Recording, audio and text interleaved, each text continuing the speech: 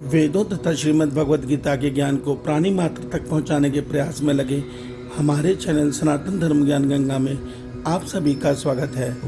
मेरे प्यारे कृष्ण भक्तों, आप सभी को जय श्री कृष्णा। मेरे प्यारे कृष्ण भक्तों, सनातन धर्म ज्ञान गंगा चैनल के आज के वीडियो में हम लोग श्रीमद् भगवद गीता के अध्याय 11 को आरंभ करने जा रहे हैं। आज हम श्रीमद् भगवद गीता के अध्याय 11 के श्लोक 1 को भगवान श्री कृष्ण जी की कृपा से सरल रूप में सुनने और समझने का प्रयास करेंगे। जय श्री कृष्णा। अर्जुन उवाच मदनुग्रहाय परमं गुह्यमध्यात्मसंज्ञितं यत्त्वयोक्तं वचस्तेन मोहोऽयं विगतो मम। मेरे प्यारे कृष्ण भक्तों, श्रीमद् भगवद गीता के अध्याय 11 के श्लोक 1 में अर्जुन भगवान श्री कृष्ण जी से ये कह रहा है, हे केशव, हे माधव, मुझ पर अनुग्रह करने के लिए आपने जो ये परम गोपनीय अध्यात्म विषयक वचन अर्थात उपदेश मुझे कहे हैं, उसे सुनकर समझकर मेरा अज्ञान अर्थात मेरा मोह नष्ट हो गया है। मेरे प्यारे कृष्ण भक्तों, याद कीजिए, जब भगवान श्री कृष्ण जी ने श्रीमद् भगवद गीता का ज्ञान अर्जुन को देना आरंभ किया, किस लिए आरंभ किया था? क्यों? अर्जुन के मन में विषाद था, इसलिए अध्याय योग को विषाद कहते हैं। विषाद योग अर्थात शोकग्रस्त। अर्जुन शोकग्रस्त था, इसलिए शोकग्रस्त था कि जिस लड़ाई को वो लड़ने जा रहा था, जो लड़ाई के लिए उसके सामने योद्धा खड़े थे, वो भीष्म पितामह उनके दादाजी उनकी गोदी में खेलकर वो बड़ा हुआ था। वो सामने गुरु द्रोण जिनसे उसने युद्ध कला सीखी थी, सारा ज्ञान उन्होंने तीर चलाने का गुरु द्रोण ने ही दिया था। गुरु कृपाचार्य जिन्होंने उसको आध्यात्मिक शिक्षा दी थी। ये देखकर अर्जुन, जिसका मन संत के समान पवित्र था, वो भगवान श्री कृष्ण जी के श्री चरणों में अपना धनुष रख देता है और कहता है कि हे केशव, हे माधव, मुझे ऐसा राज्य नहीं पाना जिसमें मुझे अपने गुरुदेव के ऊपर तीर चलाना पड़े, अपने दादाजी पर तीर चलाना पड़े, जिनकी गोदी में मैं खेल के बड़ा हुआ, जो मेरे लिए पूजनीय है, उन गुरु पे मैं कैसे तीर चलाऊंगा।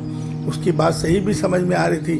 तब भगवान श्री कृष्ण जी ने उसको श्रीमद् भगवद गीता का ज्ञान देना आरंभ किया और ज्ञान देते थे। आज अध्याय 10 को तक पहुँचते हुए अर्जुन को ये समझ में आ गया कि वो मोह में फंसा हुआ था। वो अपना धर्म, जो क्षत्रिय धर्म होता है, अधर्म से संसार की रक्षा करना, वो भूल गया था। उसको पता नहीं था। भगवान ने यही समझाया कि देखो, मोह से बड़ा कर्तव्य है। ये जो सामने तुम्हारे खड़े हैं, ये सारे पापी हैं, अधर्मी हैं। इन्होंने भरी सभा में जब द्रौपदी को नग्न किया जा रहा था, भीष्म पितामह चुप खड़े रहे, कुछ नहीं बोले। गुरु द्रोण चुप रहे और बाकी सबने दुर्योधन का साथ दिया।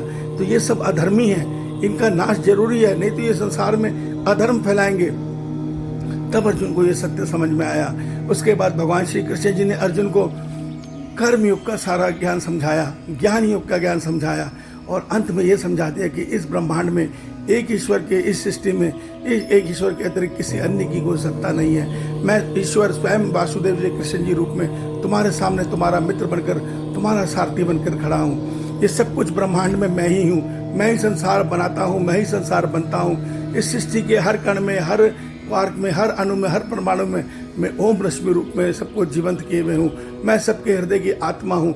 तुम किसी के भी देख रहे हो, सब में मैं ही हूँ। मेरे इस ब्रह्मांड में और कुछ है ही नहीं। और मैं तुम्हें आदेश दे रहा हूँ कि इस युद्ध को करो और इस जीत का निमित्त मात्र बन जाओ। मैं मृत्यु तो उनके पहले ही लिख चुका हूँ। मेरे प्यारे कृष्ण भक्तों, ये ज्ञान सुनकर समझकर अर्जुन का मोह नष्ट हो गया और वो भगवान श्री कृष्ण जी के श्री चरणों में नतमस्तक हो गया है और भगवान जी से कह रहा है, आपने मुझ पर बहुत कृपा की है। जो ये दिव्य ज्ञान आपने मुझे दिया है, इससे मेरा मोह और मन का अंधकार अर्थात अज्ञान बिल्कुल नष्ट हो गया है। मैं आपको कोटि कोटि नमन करता हूँ। मेरे प्यारे कृष्ण भक्तों, ईश्वर आप सबका कल्याण करें, आपका दिन शुभ हो। जय श्री कृष्णा, जय श्री कृष्णा, जय श्री कृष्णा।